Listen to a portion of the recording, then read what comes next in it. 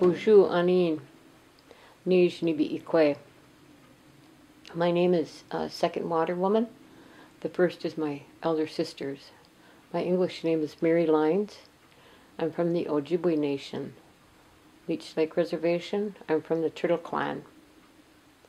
I've been around for so many darn decades, it's pathetic. I'm a great-grandmother, very proud great-grandmother, grandmother, and a mother. There's many issues that needs to be brought to the forefront because as an elder and speaking and being a part of many ceremonies throughout the world and out there, we used to take ownership of our own people disasters, alcoholism, drug addiction, human trafficking, anything that is pretty much degrading to the exterior being, you name it, we kind of took ownership on it, and we thought our nation was kind of bypassing our culture because they think in the exterior world and they just kind of forgotten about their spiritual world, and that goes back to just knowing a lot of their ancestral stories that's been passed down. They don't take time to listen to that anymore because they're too much involved in this computer world that they just disregard of what Mother Earth and the normal way of life was intended to be. Right now we're working on teaching a lot of the ones about the creation stories, and we work with a lot of the grandmothers from many nations. And when I say many nations, many of the tribes, because also you got to remember, we have over 500 plus, probably double if not triple that within tribes, because we have bands and the extensions of all who we are. So there's so many stories, and as long as it's a good story, it's a right story. One of the things that we teach is we introduce our children to who they are, because Creator said to our spirit before we entered Mother Earth that there's going to be a journey that's going to be, put before our path, and He entrusted with us. He trusted you. Have our warrior spirits. We have a lot of titles within our spirits that we'll all experience through time, because you can't speak of something unless you haven't experienced it, he'd say. So when He brought us down into Mother Earth, into this body, or this blanket that's wrapped around our spirit, we grow together, and it's the we. And ever since I can remember being a little girl and listening to my aunts, my grandmas, and all of them, they always had stories of talking about when they were little girls, or you remember what grandma said this, or they would just have this whole dialect instead of a TV and a computer and all of this stuff. They had this closeness we'd share, and we do this while we worked, and we never knew work was work because it was family time to us. And so in that creation story, we were brought down, and they say in this world here that this world, what keeps this world going is water. And so when you're born into the womb of a woman, you're born into kind of like a floating water cocoon, and you digest everything that happens in there, and you get your emotional, your growth, everything that happens. This beautiful blanket's being born, and it's absorbing all the emotions and the stuff that happens during those 9 months until you enter the world. And so there was many of those stories that were told prior to when alcohol was introduced to us. And one of the teachings in them, another grandmother had mentioned to us, she said, isn't it funny how we used to be born into the purest of waters, and now we're born in the most taintedest wells. And when you're little, you don't remember too much about that. But now that I'm older and this stuff, we know that it is because of what alcohol has done to our people. So, going back to that creation story, when we entered this world, we were born in this body, this blanket that covers our spirit, and this takes us on our journey. So there's two of us. There's our spirit and there's our body. There's the we. And we've always done things together. And somehow, during this creation story, and it's a really lengthy one, each tribe has their own, and every time I hear one of theirs, it's so similar, but it's eloquent. It just makes you feel like you're back in those days and out there. It was always the we the people, we as a nation. When somebody would get food, they didn't get it for themselves, they got it for all of us. Somebody went and got water, they got water for all of us. Some of them got firewood, they got firewood for all of us. So it was always a we connection. And somehow, during these creation stories, they said, that's going to be lost. And it's going to be up to the elders to remind them. It's kind of be like a testing period. And it's going to be, we're going to use all these senses of these blankets to remind yourself that you're carrying your other friend inside you, your spirit. You're this ball of energy that keeps this body going. And so, when you get to your final stages, you're coming to return back to the grand circle, and that there is that Creator had said, when you come to the tail end of your journey, you're going to turn around and you're going to look. And you're going to witness your pathways, and either you're going to smile or you're going to cry. And if you feel so sorrowful, you may use that extra energy to correct that sadness. If not, you'll take that with you. You'll come back to the world off balance. And so, anyways, there's more to those stories and his teachings and his stuff to that. But today, we are witness to these creation stories because we don't listen anymore. We used to be able to have conversations just by listening. And we don't do that anymore. And we can see the turmoil that's happening to our people because there was a time, you have to really think about it, 125 years. I used to say this about 25 years ago. Yeah, 100 years, look what happened. It's about 125 years now, I guess. But look at the world that's created, this technology, the advancements, and the survival of the menace that adds to this turmoil has always been alcohol. And that always thinks about that when they always say the taintus of wells. We also remember elders and them stuff too, and telling those creation stories.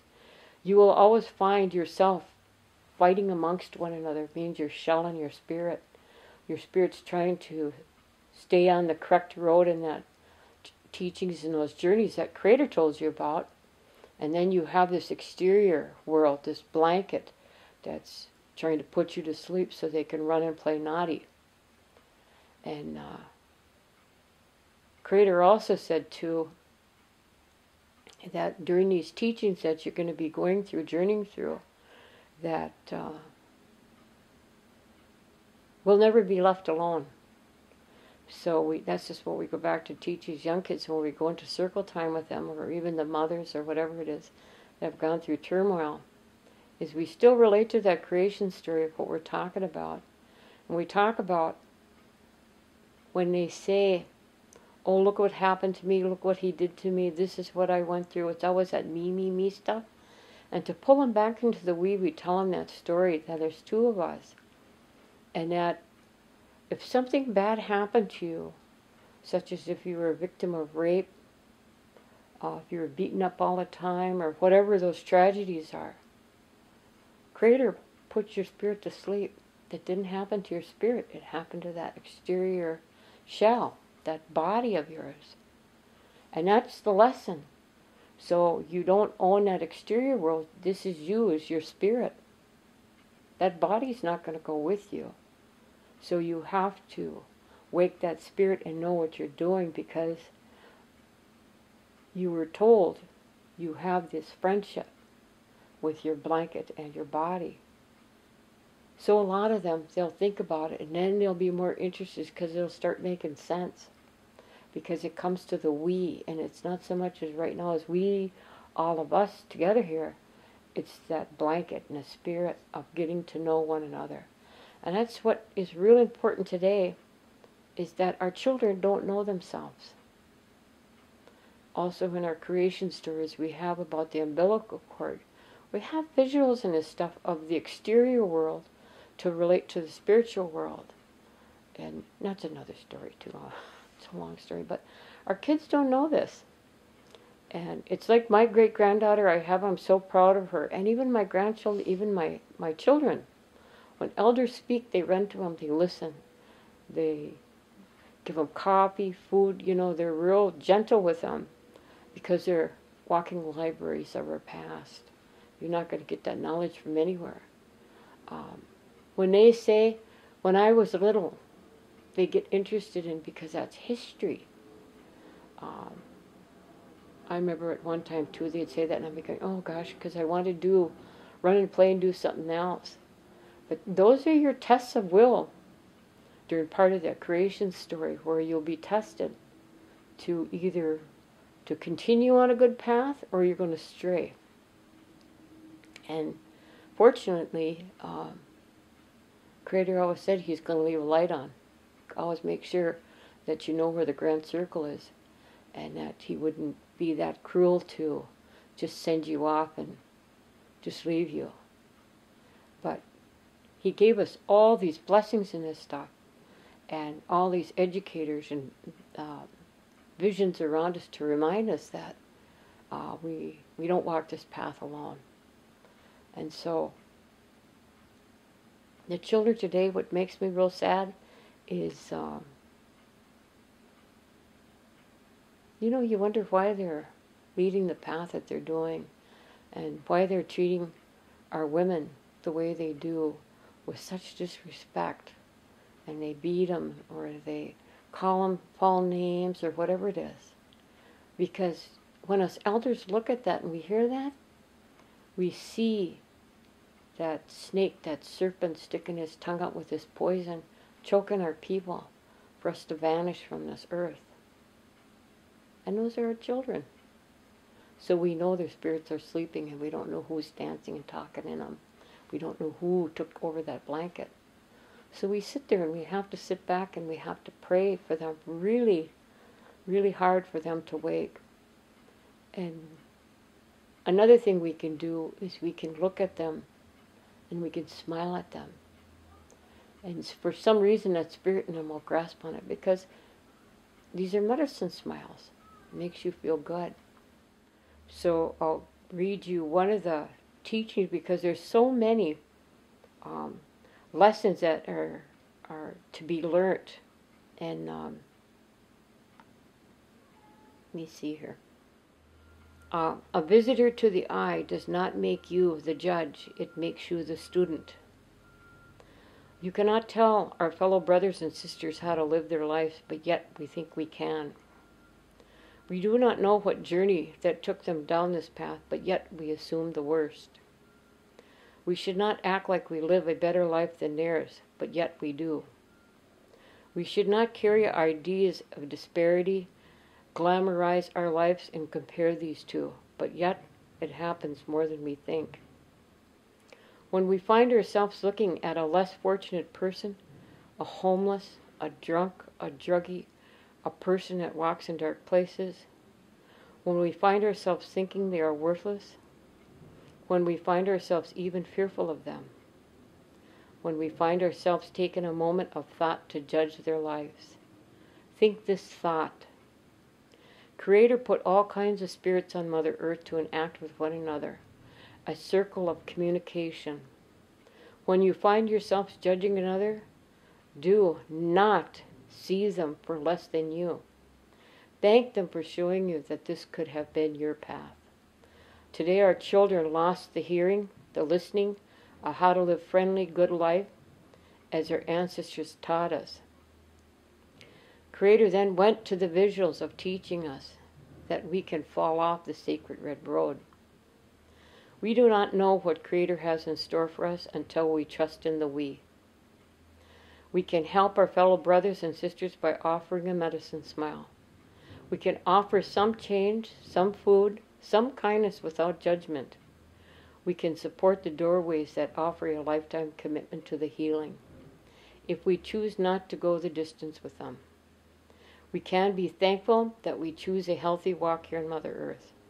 We have to choose to walk in kindness, gentleness, and to be thankful for these gifted teachers that remind us that there is a dark world waiting each of us if we do not stand in balance with creation.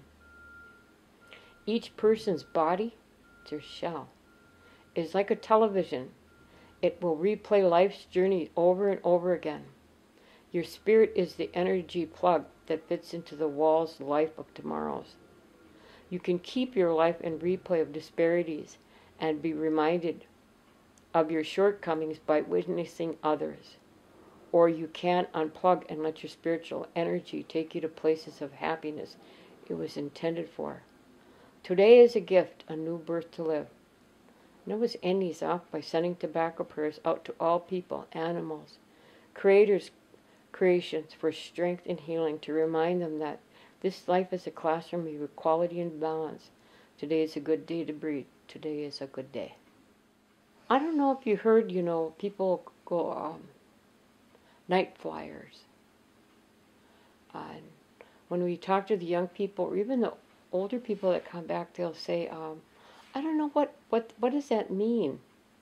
And we have to remind them that it's just, I don't think it was just gifted to Native Americans, even though we like to think we are. But it happens to all people because we all come from equality. And it's, when people have, deja vu, gosh, have I been here before? Or it just looks familiar, and somebody say, you've never been there before. Or somebody will wake up or the next day and they'll go, geez, I felt like I just did this. And you may have, because when your body, your shell goes to sleep, when it rests, your spirit soars everywhere. It may blink all over the universe, it may blink all over Mother Earth, whatever it may be, it goes like a journey. A spirit is this energy that you're gifted with the beginning, and there's no end of it, because you go on to a much grander spiritual world. So it's kind of like a magnet. It attracts all these adventures of what goes on. And so when your shell of a body awakes and you feel really kind of tired, like you didn't get enough sleep, that's kind of why we tell our kids and out there, we wonder what kind of adventure you had last night, or what went on. And it gives them to think about, because there's many of them, and you get kind of scared of that inner energy power, their spiritual power. There's another teachings that I thought it was really appropriate. I remember some of the stories of our grandmothers and this stuff of talking about, and they always said, if you ever wake up or you have visitors at night, or if you have conversations with your relatives and that there, write it down so you don't forget. Because a lot of this journaling isn't happening because our kids are straying away and they're not listening. Write it down. And so anyways, this is one of them. But this happened in a conversation. So I'll read it to you. It's a conversation amongst us elders. An elder man spoke of his disappointments of today's native events. In his conversations, he spoke of staggering paths to nowhere other than to the bank to deposit their checks for serving on our tribal councils. In his context, you could feel his sorrow as he continued to speak of the disparities of his people. As we looked around, we didn't see a dry eye in the circle because we understood what he was talking about. He was so angry at the tribal councils, but then he brought back to himself, which was so honoring and rewarding to hear, is he said, you know, I feel really bad because I'm trying to blame somebody else for my own shortcomings when I could be doing it or helping these young people out and telling them how to do it. But I guess I'm not feeling good about it because I don't know how to make that connection. So then an elder woman that stood up to speak after this man sat and told of her dreams. There were 4 eagles soaring around her house every day, and then on the 7th day one flew away. The 3 eagles continued to soar around for another 7 days, and then one flew off. The remaining 2 eagles were getting tired, very tired, but they continued to soar until the 7th day came, and then one flew away. As I noticed the one eagle soaring, I noticed this. There was a crowd of young people looking up at the skies, and all were wondering the same thing as I. How can I help this eagle? And where did the other eagles go? As the 7th day came near, 4 grandmothers appeared. They held their arms out, and the remaining eagles swooped down and rested on one of their shoulders. That was the last remaining eagle. The other 3 grandmas opened their shawls, and out flew the 3 eagles and continued to soar. Then the 3 eagles swooped down and rested on the other 3 grandmothers' shoulders. The tired eagle that flew for 28 days straight spread his wings and turned into a very old man. As he turned around to speak to the audience, by now the audience was very large, he said this: "The eagles are your pathways to find us. When you ignore their needs, you close the doorways to our existence." Then he turned back into an eagle and soared off to the north. One by one, the eagles flew in the remaining directions. The 4 grandmothers smiled, and one spoke softly in her language that all could understand, and she spoke of this: "Our spirits are getting dim, and we used our last light to guide you. If the young ones do not know our ways, the lights will go out for good, and you will not find us." Then one by one, each grandmother walked in the 4 directions and faded. The elder woman said, "I know I'm not the only one having these dreams, as they also told me that they whisper the teachings and no one is listening anymore." She sat down, and we looked around, and there was not a dry eye in the circle. There is awakening happening, as our ancestors have spoke of, and it's up to us elders to remind them of our grandparents' stories.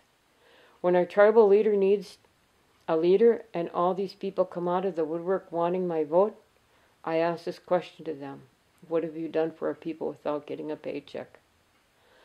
Legacy is this: it's not the voice of change, it's the actions of others that do not seek notice for their goodwill that carries our existence towards the future. They're there, you just have to look for them and seek out their smile. It's good medicine. We all know who they are in our communities.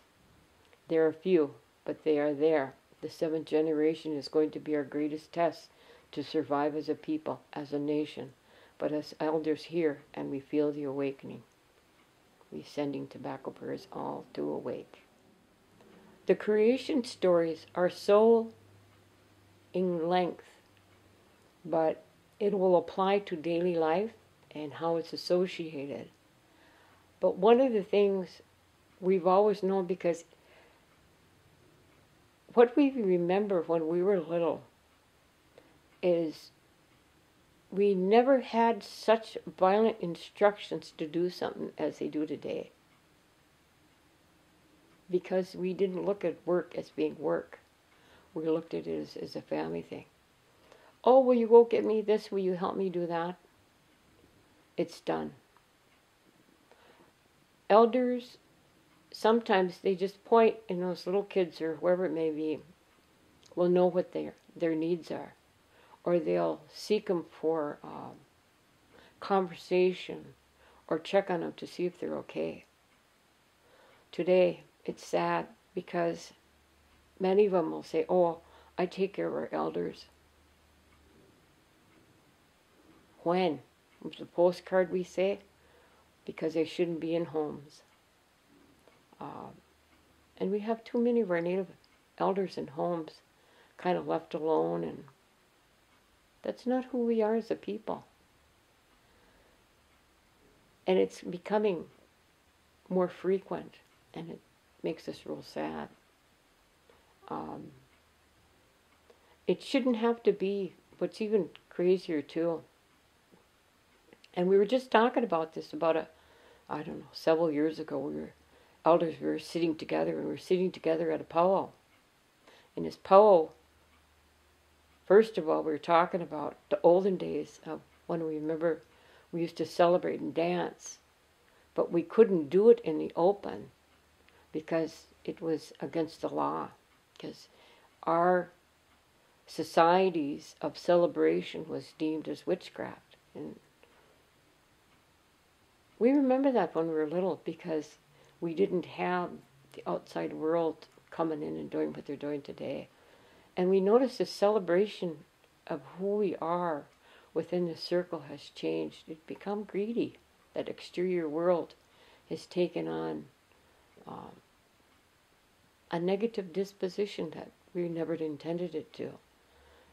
Now you have to pay to get into a celebration. That's kind of like if you go to church and they charge you entrance to the door. Which will remind me of another thing, is that our religious beliefs, for me, I'm a Dewan. And I noticed when I was taught Medewan, it was every day.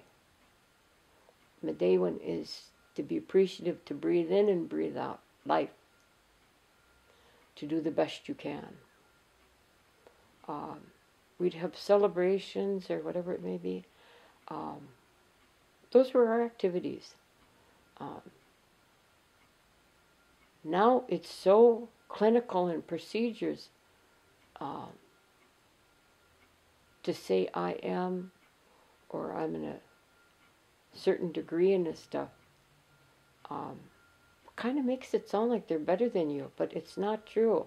So I have to, and I have to say most of the time I speak of we, as me and my shell, but I have to say this because I have to say this because it makes our spirit sad to hear such anger, to talk about something so beautiful as who we are as a people in religion.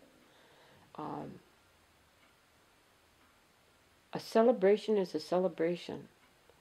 It's to bring somebody out in that circle because you're with the past, present, and the future of who we are as nations.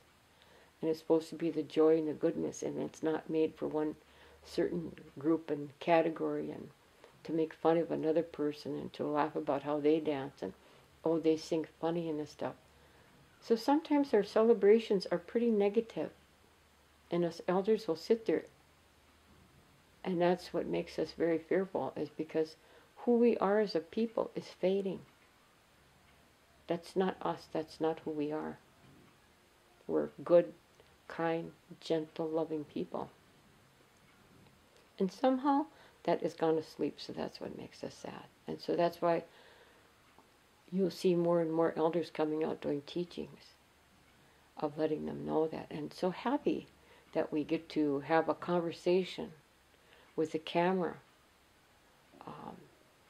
It's not our first rite of passage, but if it means saving our 7th generations that are in this technology world and exterior thinking, then so be it. I guess we have to do what we have to do to make sure our ancestors are not forgotten. Because on that note, we say, every time we open our mouth and our breathe, it's our ancestors coming out. It's who we are. It's the DNA of this blanket, but also the spiritual energy that keeps us connected to where we came from and where we'll go when we leave this world. So, you know, that's some of the things of how we like to make the connections of this world. Make sense? We have ceremonies throughout the day, and teaching my children, my grandchildren, my great-granddaughter, we don't say, we're having a ceremony right now. Because remember, we're Madé, it's a way of life. Our spirit dishes we set out, somebody comes over, or whatever it is, or new babies being born, or umbilical cord being treasured, whatever it may be, the gift of water and this stuff and that there. We do it as a we. It's a celebration of many, and we try to use the always of that circle, that balance of equality. So there's never really a person that leads out, but there may be a person that they may want a gift opening, but we do it in conjunction of teaching every day. A lot of the things that myself, and I never just go as myself, there's usually other grandmothers or some grandfathers, mostly grandmothers, is we'll go as the we, and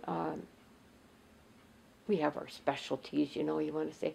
But I was recently, probably in the last, I don't know, 10 years, maybe less than that, when talking with Graham and them, it was gifted to go ahead to teach our stonework. And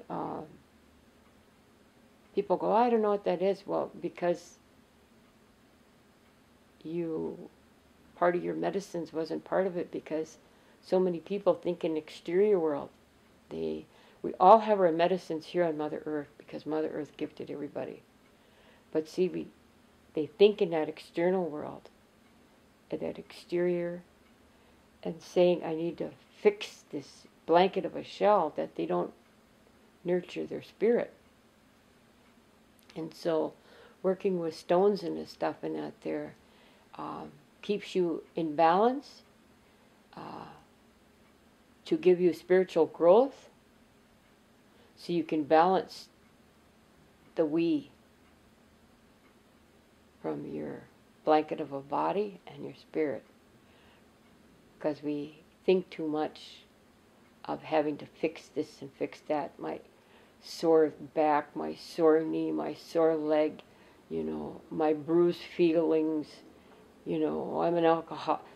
Whatever that reflects this blanket of a shell, it's clouded with that. Their spiritual growth, they're not helping that beam of energy grow. Because once that grows, that can soar through this body and heal itself. So we do a lot of that. And what happens is we have done the stones in this stuff before, and it's not a stone massage or anything. It has to do with a spiritual and a visual thing. Is because, I'll give you an example. When you're sitting around circle times with some young women, one of their biggest fears is, especially if they were violated, is if they share in that circle, that violation, and then your neighboring sister, friend that's in that healing circle gets mad at you a year down the road, she'll use that information to hurt you. So we don't teach that. It's not so much as we hear your exterior pains, is we want you to entrust that transformation of that pains into those stones and to put back into the water. It's kind of like when you skip it across the water, it goes 4 times. It's 4 generations, 4 grandmothers before will hear it. So you tell those stones, and then you put it in the gift of water, because remember, most of our body's made up of water, and that's part of our creation story, is that we're born into this cocoon around this water, and our body depends on water, and Mother Earth depends on water. It's about water. It's the purity of things. So it's for them to channel that exterior pain with the help of their spiritual beliefs, and put that into a stone and send it back to people they trust, to release that weight And it goes on a little bit further because you've got to remember, Creator told us that we're going to fall deaf and that you need visuals. So you have to teach those visuals to them for them to make sense, because they miss that gateway of listening. We have become such a puzzle society that we have to dissect the exterior world. We have to have a voice that needs to be heard and action that needs to be seen in the exterior world. That we don't walk our walk anymore. We just walk a bunch of BS. And if you allow your spiritual growth to move and you become friends with, your walk, it's so natural to move and make change. And the best way I can describe it is you can ask one person, hey, do you know of a person that you feel real comfortable around, or you can pick up right when you're off, or you trust them, you feel really good in their presence? Everybody has that person. So that's another part of creation stories. The Creator said you'll never be left alone, or your light will never be dimmed. But it's up to you to seek those sparks of energy to help keep you going. So, and it doesn't have to have if you take all these blankets off all these wonderful spirits, we all flicker the same awesome colors and energies. But it just would have been really boring if we would have entered Mother Earth all one person looking like all one woman, and one person looking like all one man, and one thought and this stuff.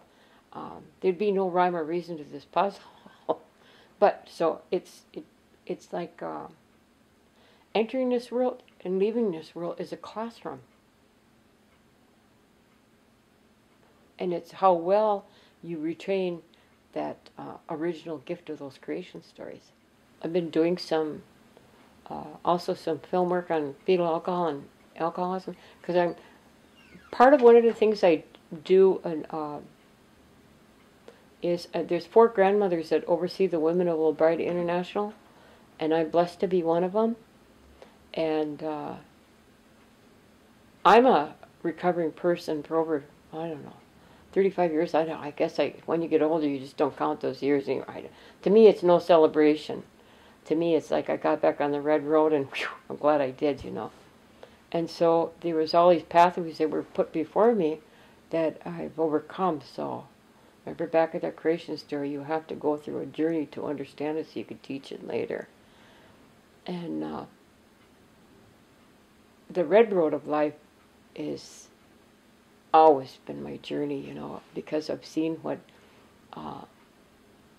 they say in almost every tribe. There's this serpent, this snake that roams Mother Earth, and it's got this poisonous tongue, and it leaves poisonous formation. Is that word? Where it drops stuff on poison on plants and people and the stuff in that there. And people are going to welcome it. And the greatest poison in the world is alcohol, and it's legal, and people will fight for it, and they'll make money off it. But it's the #1 leading of mental retardation and the destruction of the exterior body, and it's alcoholism. It's alcohol. And I can't tell you how many encounters that I've came up to where people would argue with me with it.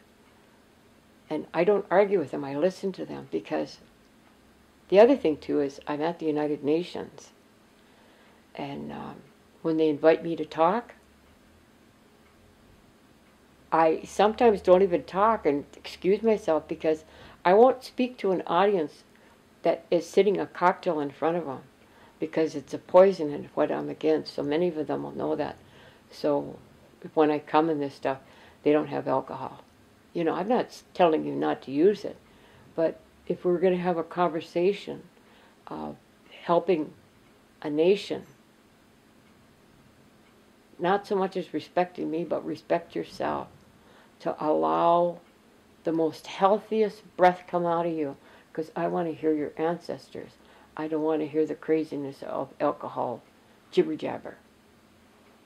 And so I talk a lot about this young man that you just seen going up there. We brought him home for hospice to die. And the medicine man said, there's an old spirit in him. He ain't going anywhere. And here he is.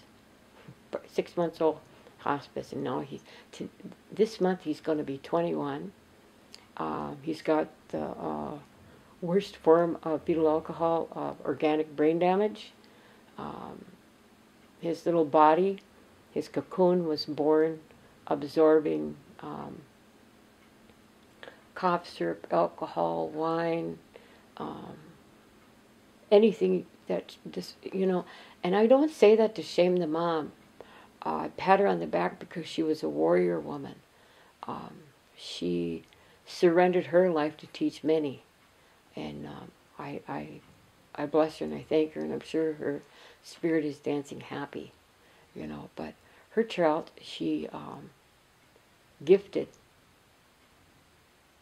to us as caretakers to take care of her child, and he taught us many. So to the moms out there, I would say, yeah, crap does happen, but there's a lesson in here, and let's talk about it. And so we empower them, but that's what happens. But what makes him so alive isn't his exterior, because his exterior shell, the medical world, is still dumbfounded about him because he does things beyond it. But you got to remember, those medicine men in them said he's got an old spirit in him. So that old spirit is keeping him alive, and this young man has done wonders. He's walked places and taught and done things that has opened audiences all around the world.